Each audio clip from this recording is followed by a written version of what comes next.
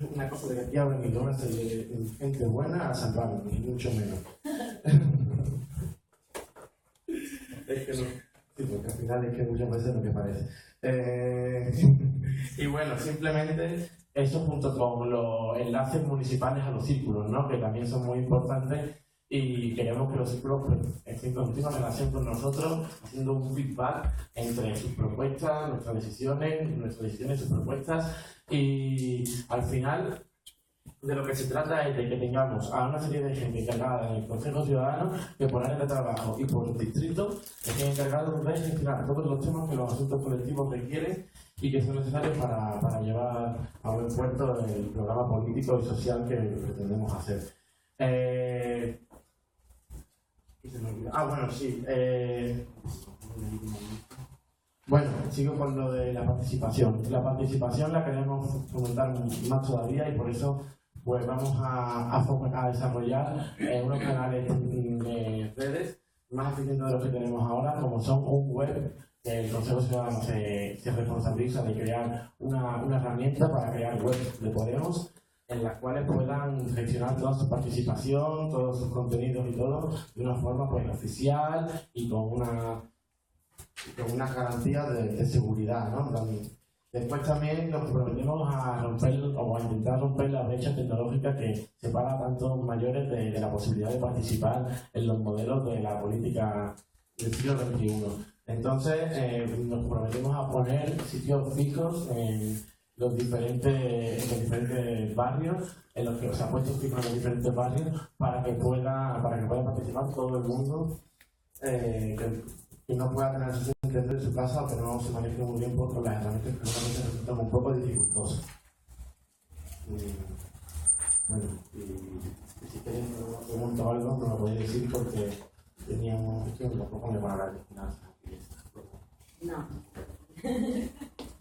No, yo sí que me gustaría hacer una aportación a lo que comentaba Miguel para acabar sobre la brecha tecnológica, porque muchas veces pensamos solo en la brecha tecnológica en términos de gente que no tiene un conocimiento de redes sociales o que no sabe entrar a Reddit o lo que fuere, pero realmente hay una brecha digital económica que cada vez es más grande en este país y en esta ciudad, de gente que aunque sepa, lo que no tiene es dinero para acceder a internet. Entonces, en ese aspecto también hay que fomentar muchísimo los puestos, las mesas, etcétera, para que la gente lo pueda hacer.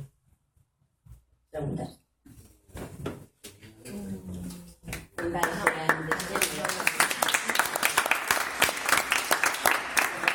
La historia.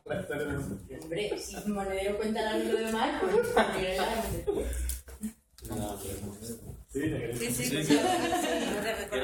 Ahora nos vamos a mandar a casa, sí. ¿Sabéis? No sabéis la historia de Montequía de los trogloditas.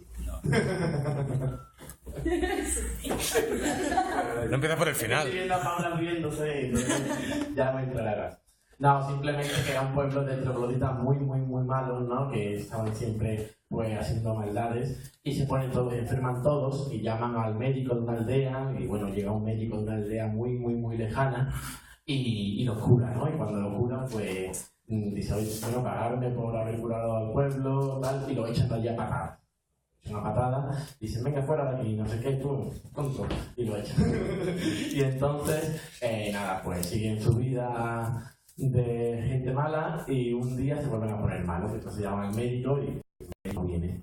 Y da la casualidad de que los únicos dos que no enferman son dos trogloditas que son buenos, que el resto mueren, y se quedan los trogloditas que bueno, tienen hijos, ¿no? Y se hacen una familia nueva y ya son todos los trogloditas buenos de la aldea.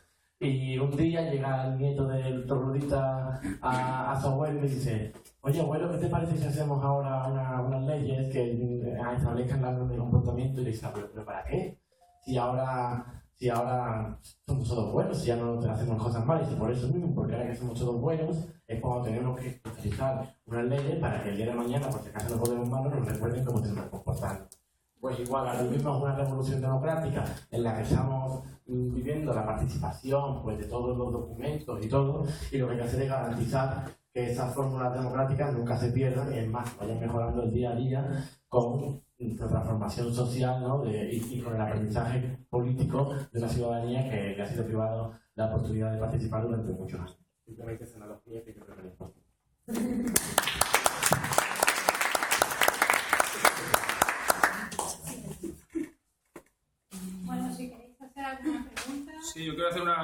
Bueno, yo tengo muchas, ¿no? Pero vamos a hacer algo. A ver, una pregunta. Con lo bien que te portaste ayer. Ayer me costó callarme, pero bueno, había que hacerlo. A ver, vamos a ver. Aquí en los puntos estos que habéis puesto sanidad, vivienda, educación, derecho del menor, todo esto, ¿no? Pero no viene nada sobre transporte y agricultura. Y deporte creo que tampoco pone nada. Entonces, estos tres aspectos que no vienen aquí, ¿qué pasa? ¿Se han olvidado? ¿O estamos abandonados la gente que hacemos parapente y esas cosas? ¿Qué es lo que pasa aquí? A ver, ¿podéis explicarnos algo sobre transporte, agricultura y...? El tema de... Bueno, para empezar estás leyendo un resumen del documento, pero en cualquier caso... En cualquier caso, el documento que presentábamos, una de las reglas que se pusieron desde el Consejo Ciudadano para los procesos locales era que no podía contener hechos programáticos. Entonces, es realmente una declaración de intenciones sencilla que hemos hecho de manera colaborativa y realmente con no mucho tiempo, porque no ha habido plazos muy amplios para este tema. De hecho, bueno, ya que estoy aquí lo digo, no sé si recordaréis que, bueno, a mitad del proceso, que acababa el 5 de diciembre de presentación de candidaturas, se dijo que las candidaturas individuales ya tenían que estar el 30, entonces, claro, para subir mi candidatura como secretaria general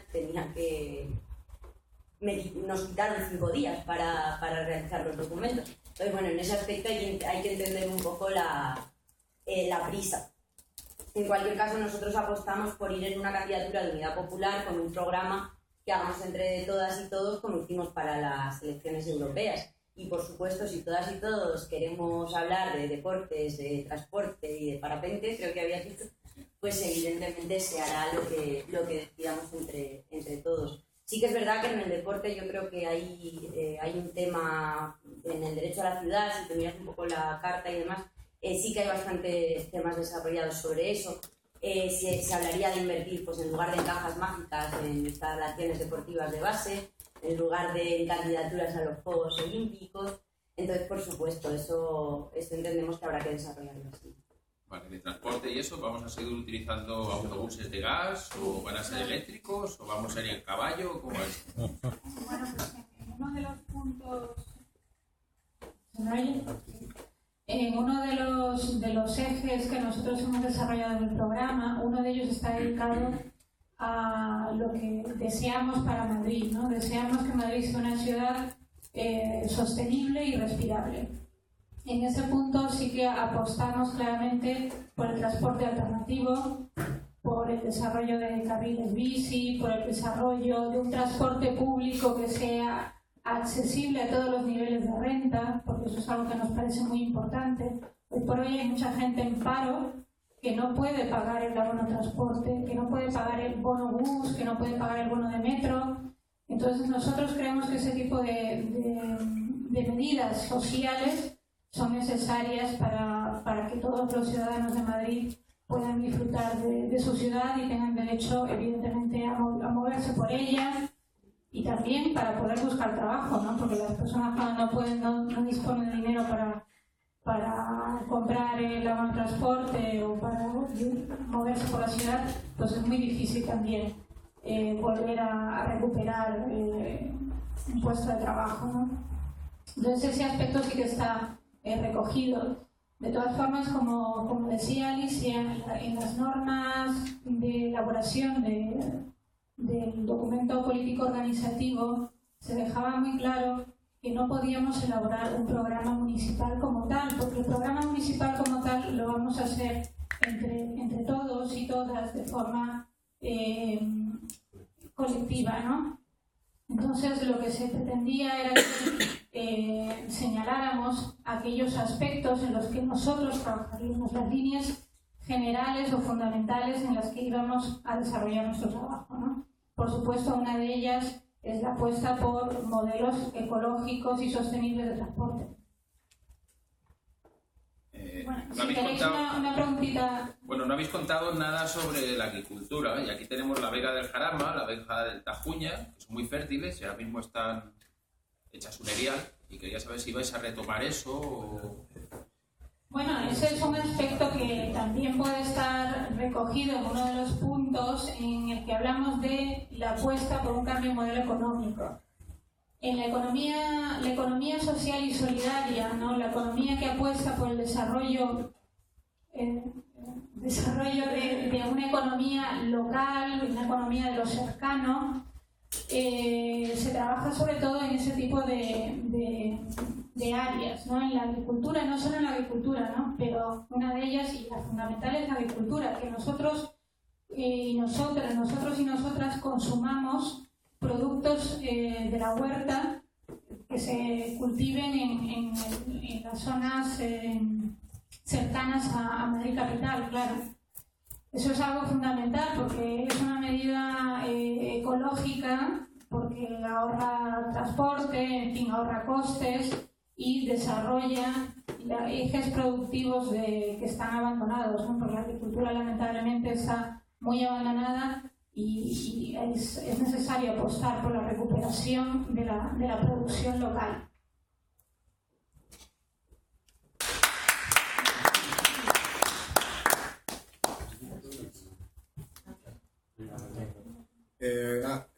Simplemente saber el enfoque que se le da al tema de la inmigración, más o menos en líneas generales, ¿cuál es? Bueno, ese es un aspecto que nosotros, aunque como ya decía antes, no hemos desarrollado a nivel programático y punto por punto cada uno de los ejes que tenemos en el programa político, evidentemente el tema de la inmigración es importante para nosotros y nosotras y estaría recogido tanto en el derecho a la ciudad, donde en el derecho a la ciudad, si nosotros suscribimos todos los puntos de la Carta Universal de las Naciones Unidas de Derecho a la Ciudad, en ella hay un punto fundamental, y es que todos y todas los que vivimos en la ciudad somos ciudadanos de pleno derecho, ¿no? Por lo tanto los ciudadanos inmigrantes con papeles o sin papeles tendrían derecho a todos los servicios sociales, a todos los servicios públicos y a disfrutar de la ciudad, del transporte, sin sentirse perseguidos por no tener una documentación en regla, ¿no?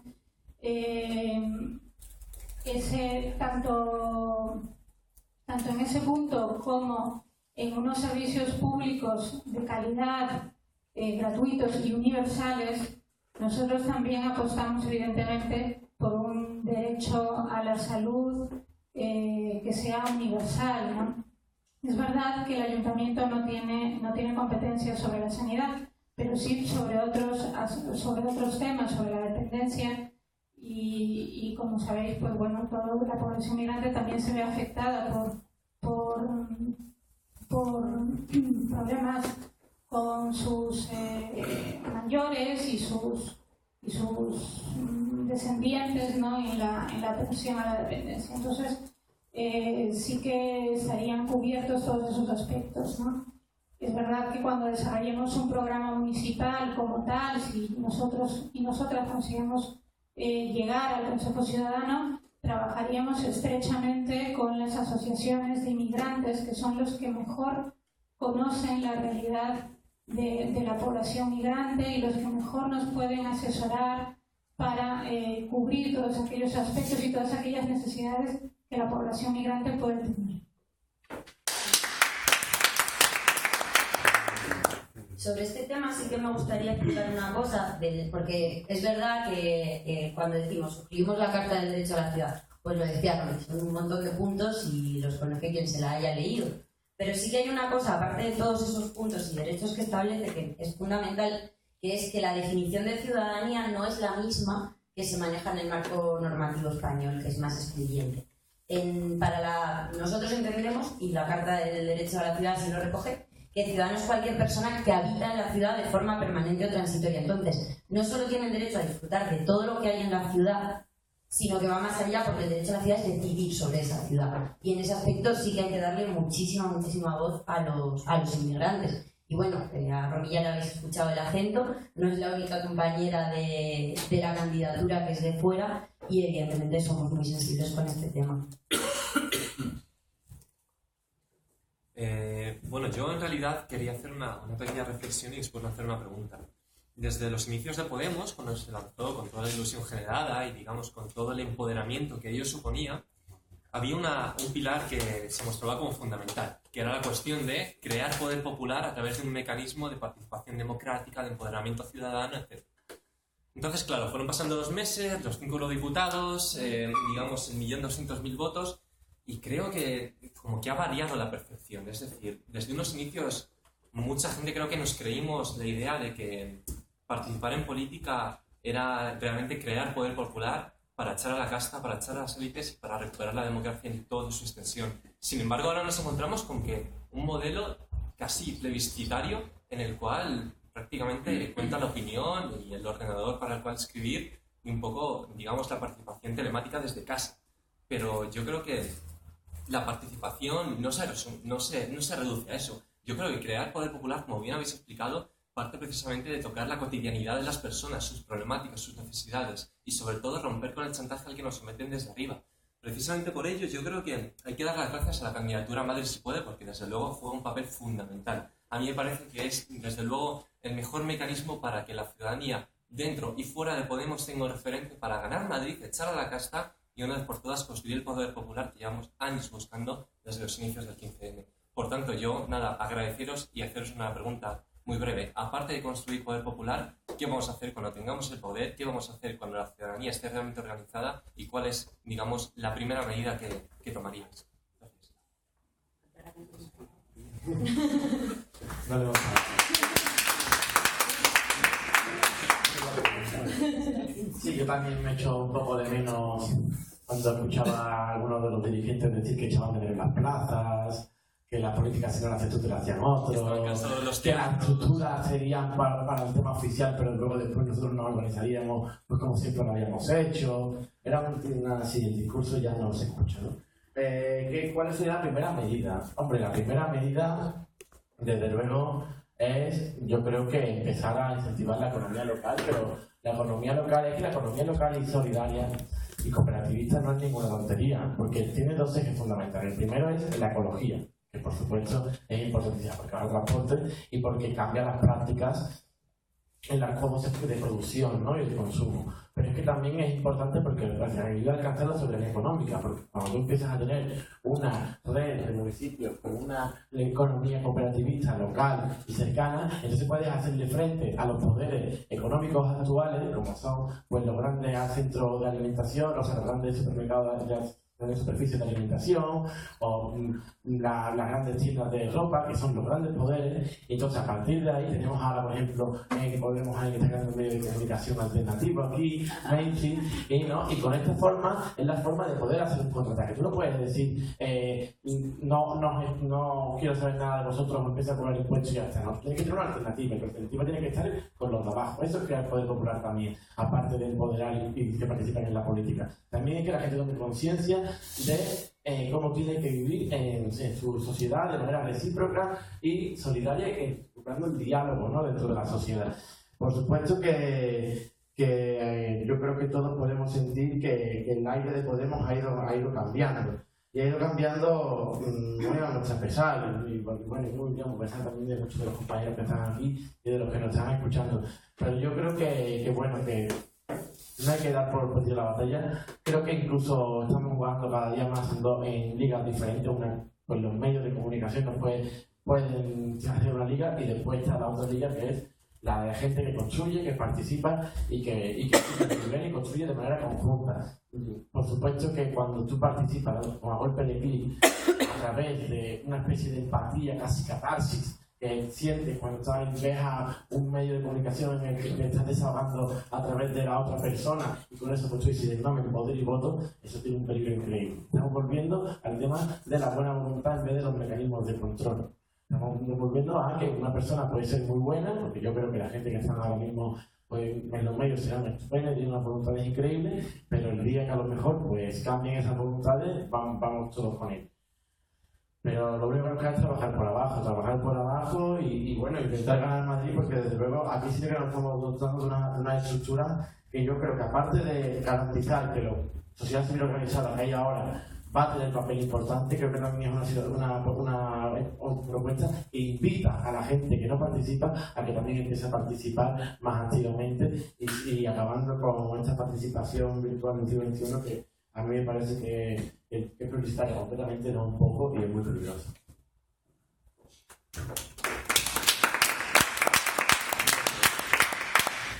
Quería, aprovechando tu intervención, ¿hay alguna pregunta más? Sí, a la segunda. Aprovechando la intervención del compañero, me ha hecho recordar un artículo que publicó hace poco Santiago Albarrico, en el que decía que Podemos empezaba a envejecer, ¿no? Cuando uno escucha este tipo de reflexiones, y las hemos tenido todos, efectivamente pensamos en que estamos pasando por un proceso de envejecimiento acelerado de esta propuesta política en poco menos de 11 meses, ¿no? Y yo creo que eso fue, yo creo, y lo creemos todos los que formamos parte de esta candidatura, esa fue la espita que nos hizo iniciar este proceso, ¿no?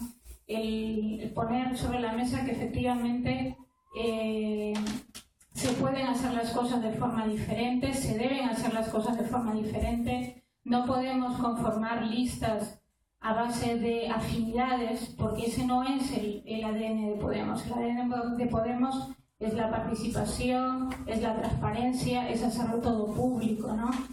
Y cuando nosotros pusimos en marcha esto, creíamos en que se podía recuperar la ilusión que pusimos cuando empezamos el proceso de las europeas, ¿no? Cuando todo el mundo se presentó a ese proceso, fuera quien fuera, y participó en unas primarias con perfiles muy diferentes, donde no importaban las afinidades políticas de nadie, ¿no? Eso era lo que nosotras y nosotros queríamos hacer y que hemos conseguido. Y esta lista bebe de eso, ¿no? Esta lista es una prueba de que Podemos no envejece. Se lo recordamos aquí al señor Santiago Albarrico. Podemos no envejece. Parte de la gente que estamos en Podemos, y yo creo que gran parte de la gente que estamos en Podemos, nos negamos a ese envejecimiento de Podemos y queremos que Podemos recupere efectivamente ese aliento de ilusión y de participación a todos los niveles, y además desde abajo y por abajo, ¿no? Como decía Miguel.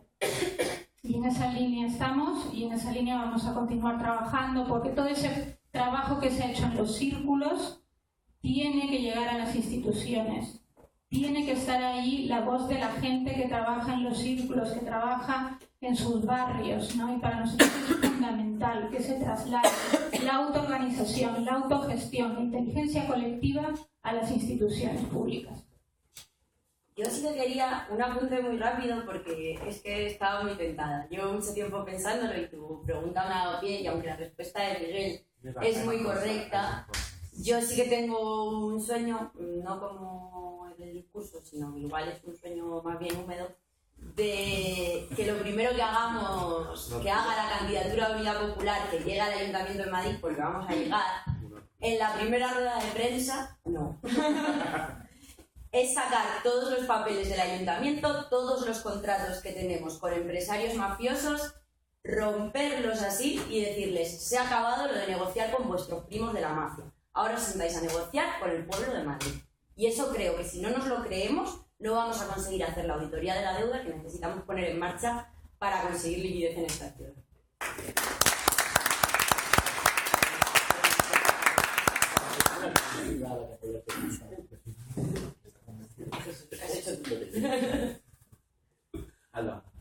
A mí me gustaría preguntaros qué pensáis de la compatibilidad o incompatibilidad de los cargos. Con la cantidad de gente que hay en Podemos, la cantidad de ilusión que se ha movido y la cantidad de gente que tiene muchas ganas de participar, ¿qué opináis de que haya gente que se presente al Consejo Ciudadano de Madrid estando, por ejemplo, en el Consejo Ciudadano Estatal?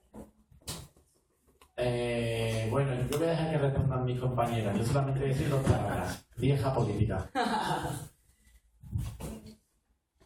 A ver, yo creo que ese tema efectivamente es una prueba de que tenemos que establecer métodos garantistas, porque no puede quedar el hecho de ocupar 2 cargos al arbitrio de una persona, ¿no? Como sabéis, el señor Jesús Montero afirmó que si él llegaba a ocupar la Secretaría General de Madrid, y dejaría el cargo del Consejo Estatal, ¿no? Eso es algo que deberíamos decidir entre todas, no debería de estar al arbitrio de una decisión personal, ¿no? Debería de estar garantizado mediante los órganos de los que nos hemos dotado, del Comité de Garantías, por supuesto, que este tipo de duplicidades en los cargos, duplicidades o a lo mejor triplicar cargos, es algo que no podría darse, ¿no? Lamentablemente en el documento marco que se aprobó en la Asamblea Ciudadana, ese aspecto no se limita, ¿no? Y yo creo que es algo que debemos reflexionar y exigir públicamente, que no se puedan duplicar los cargos internos, ¿no? Porque eso creo que nos priva a muchas personas de las capacidades que podemos tener para desarrollar un trabajo en el marco de Podemos. O sea, no es necesario que una persona ocupe 2 cargos. Hay mucha gente en esta organización que puede asumir esas tareas, ¿no? Yo sí que creo que cabe señalar que, bueno, de esto de Jesús Montero yo me enteré ayer, de que había dicho cuando pidió el aval que dejaría el Consejo Estatal si llegaba a la Secretaría General de Madrid. En cualquier caso, es lo que dice Romy, es una decisión que le estamos dejando a él. Sin olvidar que además, bueno, ayer comentaron los compañeros de Claro que Podemos que esto lo han puesto en conocimiento del Consejo de Garantías, a ver qué opinan ellos. Yo creo que ya sé lo que opinan. Pero no podemos olvidar de que Jesús Montero no es la única persona de esa candidatura que está en el Consejo Estatal, sino que también está Rita Maestre, que está en el Consejo Estatal y además trabajando a media jornada para Podemos. Entonces habría que ver si se puede compatibilizar todo eso y si es de salud democrática que una misma persona ocupe tantos trabajos, teniendo en cuenta lo que decía Tony, que en Podemos hay muchísima gente válida y en la ciudadanía hay mucha gente válida que nos queda todavía por descubrir.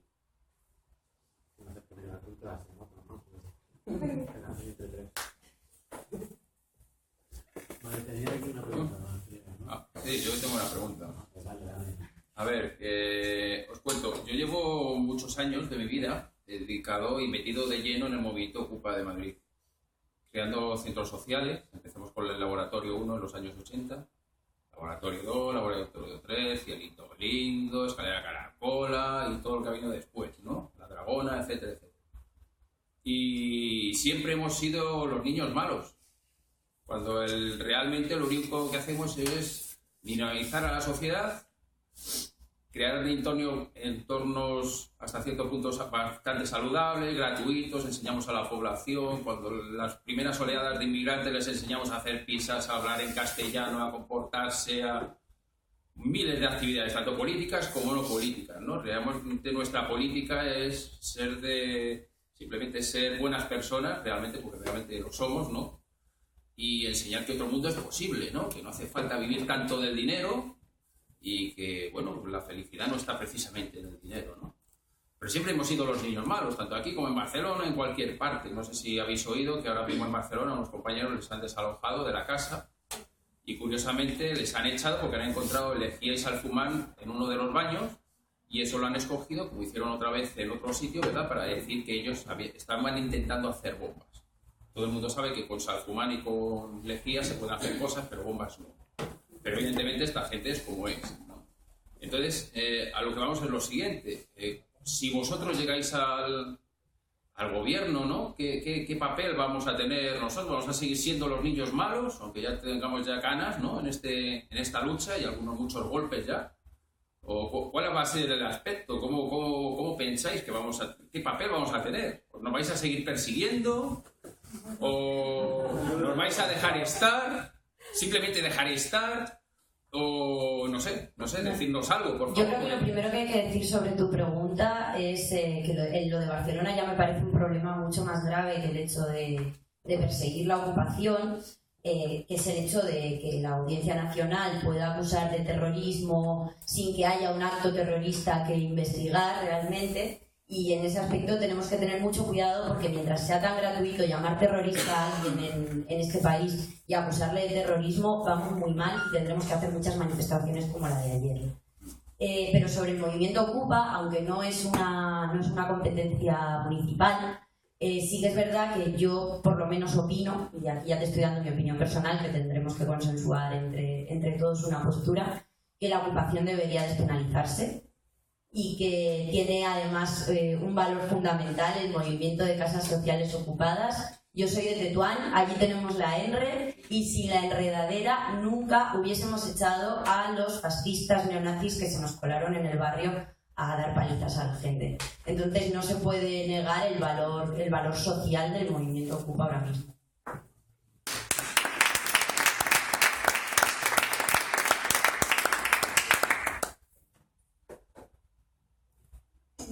Bueno, ¿alguna pregunta más? Bueno, yo para añadir algo a lo que comentaba Alicia, nosotros en el documento apostamos también por dar valor a las iniciativas de autogestión.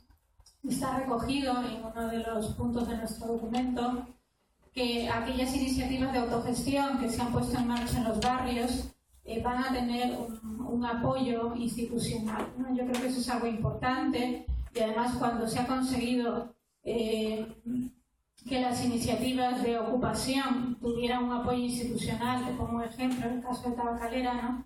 Se ha sacado mucho partido a estos espacios que desde luego hacen una labor fundamental y que durante años han dado vida a Madrid, ¿no? En este área cultural en el que vivimos, donde es difícil, donde el ocio y la cultura se tiene que pagar, pues es verdad que los centros sociales siempre han apostado por espacios donde se genera cultura, se genera ocio y se generan lugares de encuentro donde la juventud puede aprender otro tipo de cosas, ¿no? Que no sea solamente el modelo consumista al que nos vemos abocados todos, ¿no?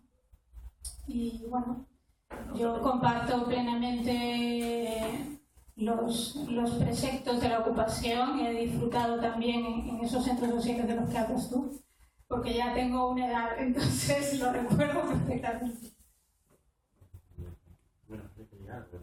¿Quieres que digas algo yo? Estoy muy de acuerdo con lo que te pudo pasar.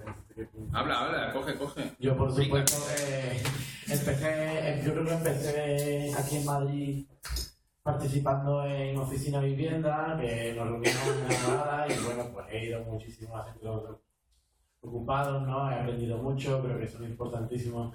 Y no me extraña que tenían a meter los niños malos, estás convirtiendo a gente en ciudadanos y esto no les conviene a los que nos quieren como máquinas.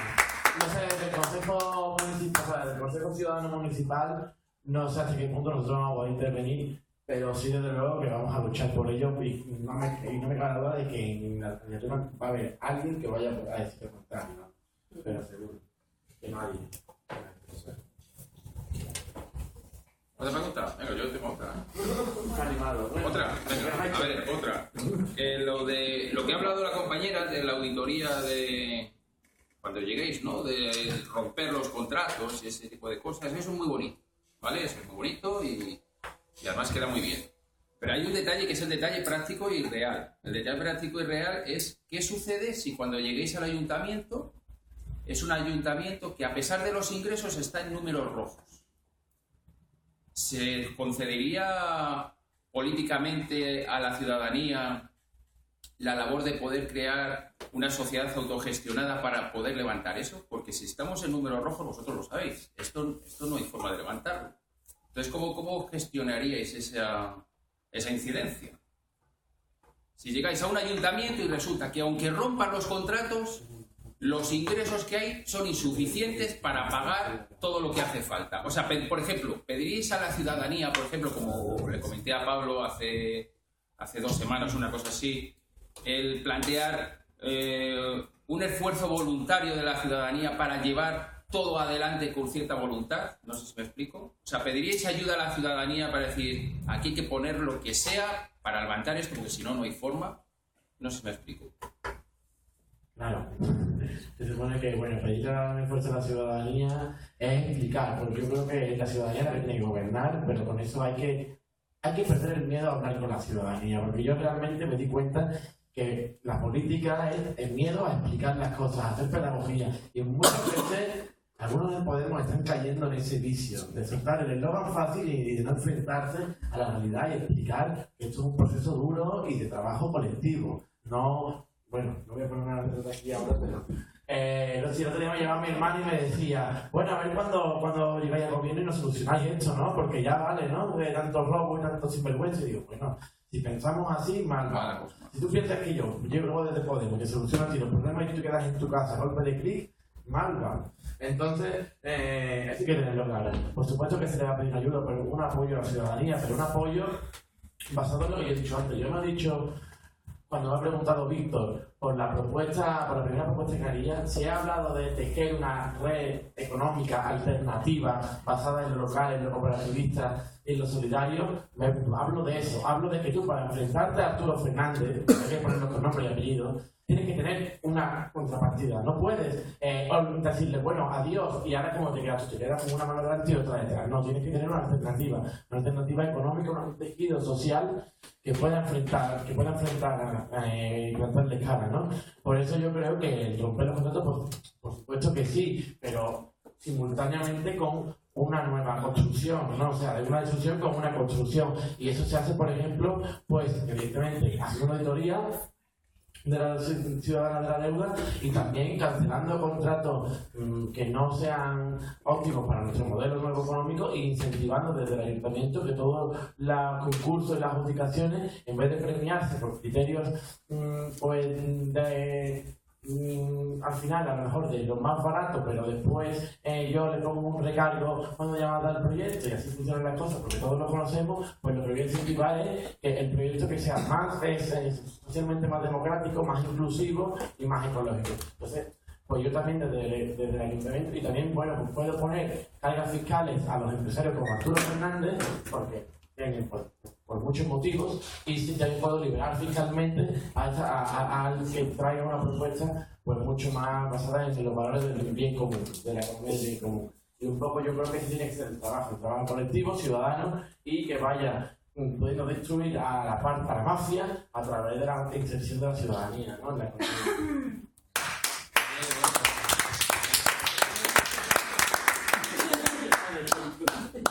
Vale, ¿otra pregunta? Sí, otra, vale, esto es fácil. Vale, vamos a ver. Tenemos comedores sociales en Madrid. Unos están gestionados por religiosos, otros por religiosas y otros por personas que no son efectivamente. Pero hay un detalle que es curioso, ¿no? Y es que yo de vez en cuando voy por Mercamadrid a reciclar comida para mí. Yo voy con mi carrito, me asomo por allí y me encuentro toneladas y toneladas de comida que no van a los centros donde se da de comer. Y esa comida se tira todos los días. Eso debería de estar prohibido. Porque yo recojo la comida de los cubos de basura y veo todos los días los problemas que hay para recoger comida. Y eso es lo que hay en los cubos de basura de Madrid. Pero lo que hay en Mercamadrid, de la gente que vamos a Mercamadrid, porque los cubos ya no se puede coger porque hay peleas, y peleas graves, con navajas y todo, por una lechuga, ¿verdad? Que eso la gente no lo quiere ver, concretamente en la plaza de... esta que está aquí, no me acuerdo cómo se llama, cerca de la Morada, la que hay detrás, donde está el mercado, ¿verdad? Ahí hace 2 días hubo 2 navajazos, ¿verdad? Por un trozo de brócoli, ¿vale? Entonces, a lo que yo voy, en los cubos del Corte Inglés. Entonces, a lo que yo voy es lo siguiente, hay que hacer algo con esa comida. Entonces, lo que yo pienso es preguntaros qué es lo que pensáis. Evidentemente, se le va a preguntar a la ciudadanía por qué es lo suyo, porque realmente un movimiento debería de ser horizontal, donde no tuviera cabezas, sino que la cabeza fuera el pueblo. Por lo menos eso es lo que yo estoy más o menos de acuerdo, ¿no? Pero ¿qué se va a hacer con esa comida? ¿Qué no sé? Mira, yo tuve este problema en una iniciativa que intentamos lanzar formalmente desde los colegios mayores de esta uni, de la Complu. Queríamos que la comida que sobrase en los comedores y nos ofrecíamos para llevarla a nosotros y garantizar que no todo el proceso de llevarla a los comedores sociales pues no se tirase, sino que acabase en estómagos más necesitados. Y lo intentamos por un montón de días y no nos dejaban, aludiendo a que tiene que pasar controles de calidad, etcétera, etcétera, que es a lo mismo a lo que aluden para llenar contenedores de lejía a las puertas de los supermercados, porque claro, es mucho mejor que la gente coma lejía a que se coma un pollo caducado de un día, evidentemente. Es logiquísimo. Concretamente, Entonces, en supermercados de Madrid echan amoníaco en la comida y cuando vamos a recogerlo, lo primero que tenemos que hacer es abrir el cubo, dejar que se vayan los vapores y en esos cubos que han echado amoníaco, quitamos aquellos productos que les ha podido tocar el amoníaco y solamente sacamos los que están plastificados para comer. Claro, pero esto realmente no es un problema a la hora de legislar, es un problema de voluntad política. O sea, realmente, ¿tú qué quieres que pase con esa comida? ¿Tú quieres que haya gente pasando hambre en tu ciudad? Evidentemente no. ¿Qué pasa? Que aquí se está legislando del lado de esas grandes superficies que tiran la comida.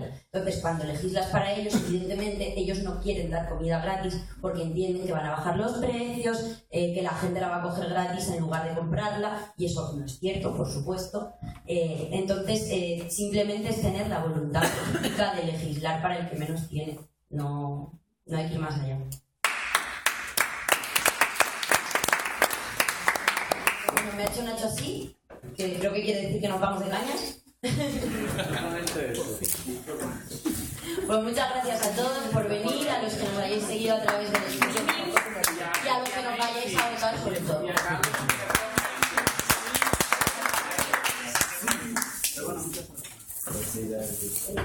Sí, madre.